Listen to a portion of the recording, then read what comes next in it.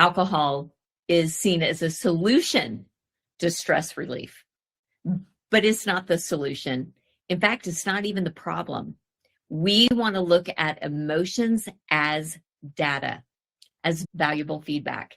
And oftentimes when we start pouring a drink or reaching for that glass, we're short-circuiting the feedback loop we need to give us the data we need to know what is going on. It's what I call, and my good friend Steve Carter calls, the thing beneath the thing. What is really going on?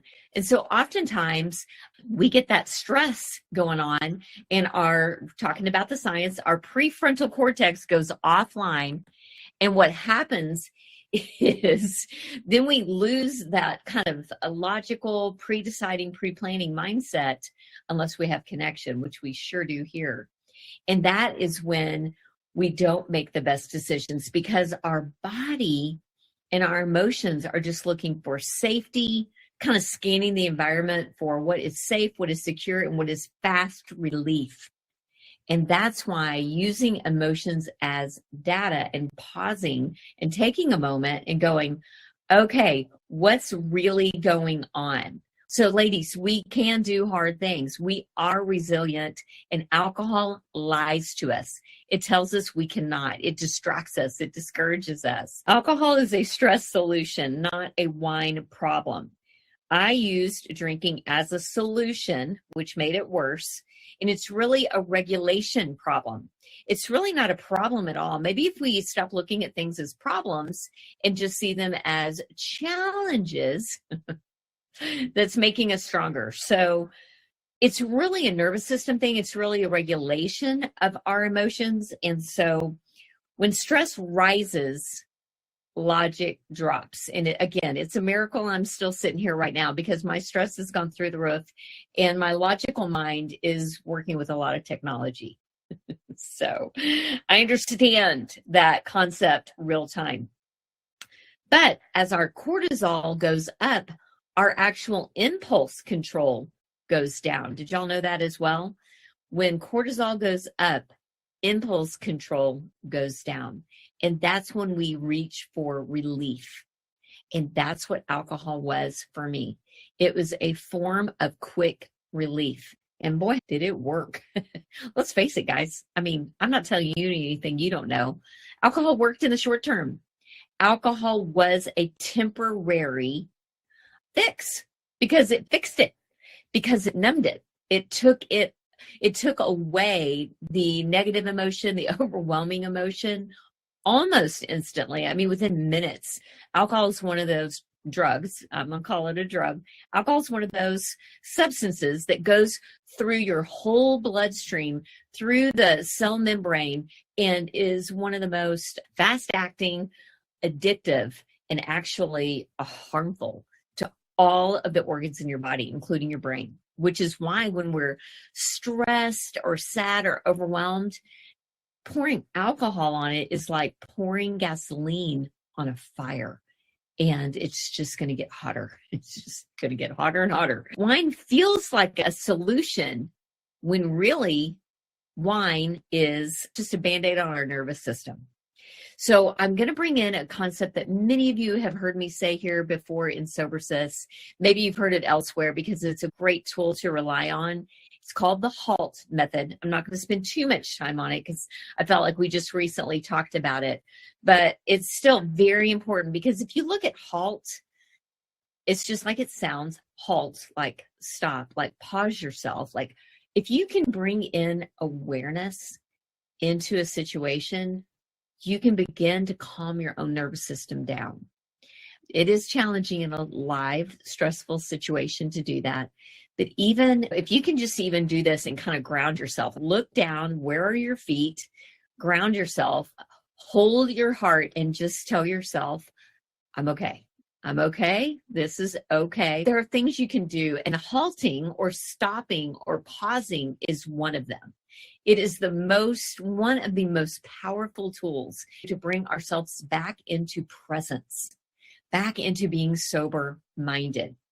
And so that's what HALT is. It's an acronym that stands for hungry, angry, or anxious, I like that for the A, angry or anxious, lonely or tired. Now, that's not getting the full gamut of all of the emotions that we feel. That's not all of them, but those are kind of the major ones. And so when we halt, when we pause, when we just stop for a minute and kind of it's almost like a scan. It's almost like you're just kind of scanning your brain, scanning your body and going, okay, what's going on? And when you realize, oh, I'm just stressed, I'm angry, I'm tired, I'm lonely, then you can mirror what you do next based on the need you have. For example, if you're hungry, well, that's an obvious one. What's the solution if you're hungry? Yeah, put it in the comments below. What's the solution if you're hungry? To eat. Maybe you need some protein. The solution if you're angry or anxious, it may be to talk to someone, to journal about it, to run around the block, to scream into a pillow. Oh, I don't know what you need to do, but I mean, I get it. Do it. And then, if you're lonely, well, drinking is not going to make you less lonely. In fact, if anything, it's going to make you feel more alone because now your companion is liquid. It's a drink that is not going to be able to help you feel connected or change anything or make anything better. So when we throw a drink at everything and just kind of hope that it sticks, well, sure enough, that's just not going to do it. So, and of course, when you're lonely, we've got our connection right here in the SoberSys network.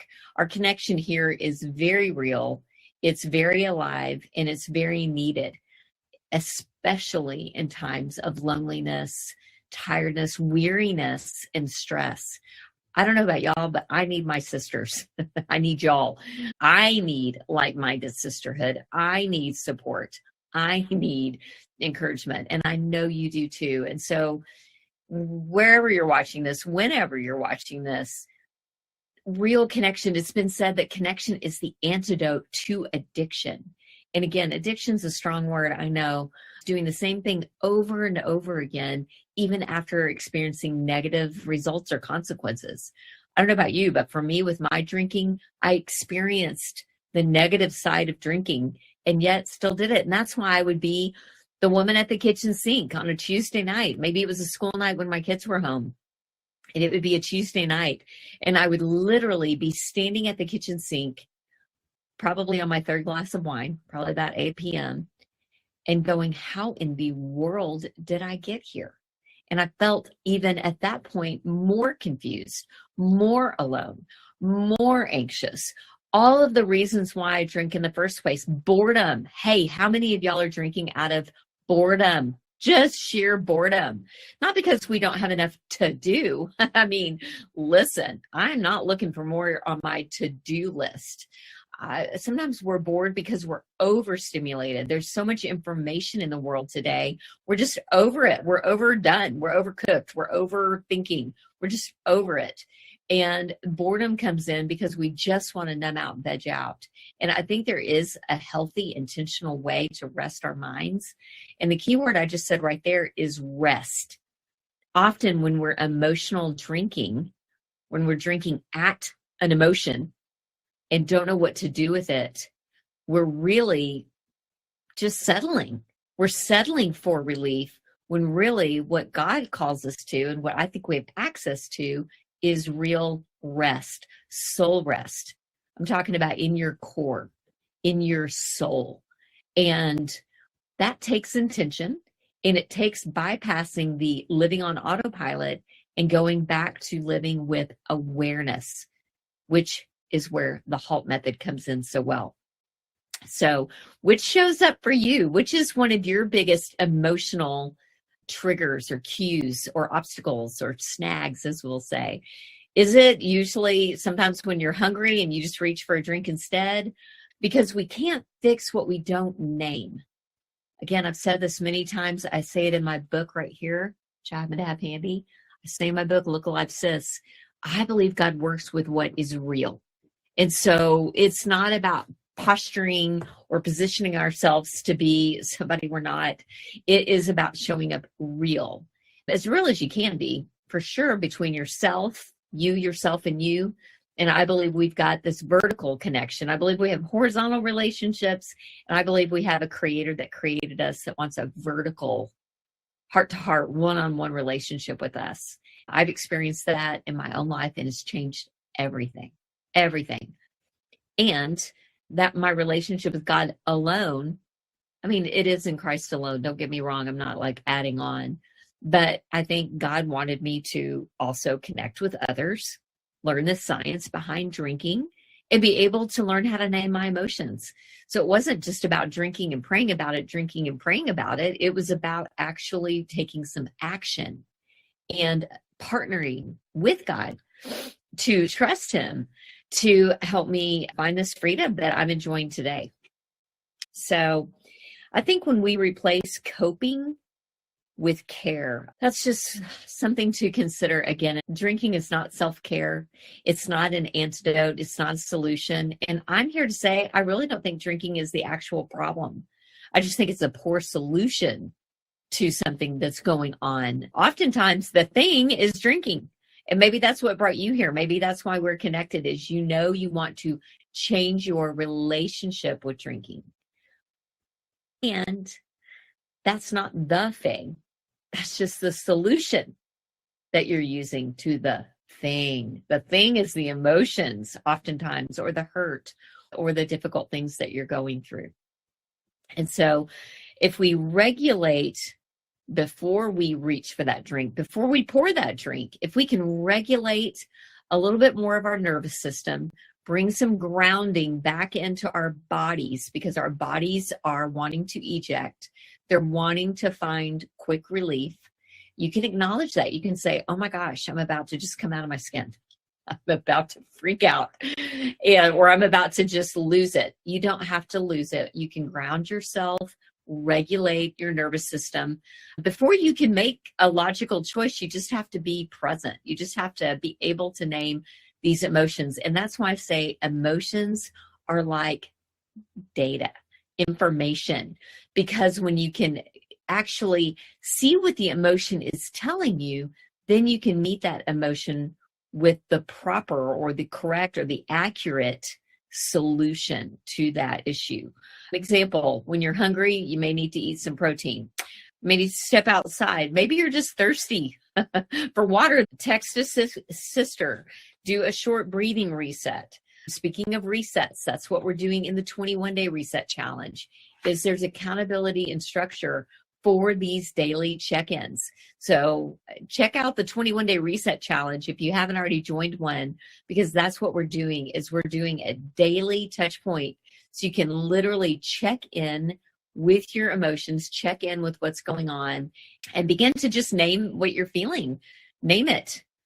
And that would make a big difference. I'll close with this. We are emotional beings. Yes. We are going to feel the feels. Yes. That is a huge part of being sober-minded, is living in the present. But we're not our thoughts, and we're not our emotions. Okay. These are passing by. They're passing through. They're temporary. Our identity is secure. We are safe. We are grounded. And so when you look at drinking, look at it as a potential solution, or even, again, most of the things I listed were maybe negative. I think oftentimes we're drinking because things are so good. That was me on a beautiful day on a Texas patio. I was like, I'm not drinking because I'm sad, mad, hungry, angry, or lonely. I'm drinking because it's beautiful outside and I want to celebrate. Well, if you're going to celebrate the present moment that you're in because it's so awesome, whether that be a wedding or, boy, those used to get me, those weddings. Whoa. Me and wedding celebrations and drinking did not go well. But all you're doing is outsourcing to alcohol to make something better or enhance, when really it dulls it. It dumbs it down. It takes away the technicolor. Yes, I get it. The first 20, 30 minutes is like that euphoric bliss of the buzz. But then that buzz wears off. You have to drink more to keep it up. And the more we drink, the more we tolerate alcohol. and the more we tolerate alcohol, like our body gets used to it, the more dependence we have on alcohol. Then we become more dependent and addicted to it not because you're flawed or broken, but because it is an addictive substance. Don't forget, alcohol is not a solution. I don't really ultimately think it's the problem. And you're not the problem. I think alcohol just needs to be looked at for what it is. It's not the problem or the solution. We use it as a solution, and then we get called the problem. And I'm here to say, I just think alcohol can be neutral. It can be over there. Like, you can devalue it to the point that you don't even want it. I'm like, I see you, alcohol. I see you for what you are. You bring me nothing good. I give you all the best parts of me, either the best memories I'm trying to make or my deepest, darkest, hardest times. No thanks. Alcohol kept promising me all these things, and it was giving me relief in the short term. So my brain was attaching relief, that feels good, to alcohol. And really, the relief is so short-lived, we don't tend to attach the anxiety after alcohol to the alcohol. There is a correlation there, but it's usually so far apart from the buzz of the event, the coming down, that we don't put the two and two together. And when I finally started doing that, that's when I realized, oh, I'm ripping myself off. What a ripoff. I am totally giving alcohol too much value in my life. And so if that's you, you're in the right place. Would love to hear your comments below or around this video so you can tell me, what are some of your emotional challenges? What can you do different this next week as you just are more aware, bringing in that awareness and recognizing the emotions, even learning how to name them? Did you know there is power? Actually, power goes out of the emotion when you name it, because it doesn't have as much power over you when it's this elusive, ambiguous, ominous feeling. If you can just name it, like, that is stress, that is sadness, that is anger. So I invite you to take the 21-day reset challenge if you have not already. Until next time, bye everybody.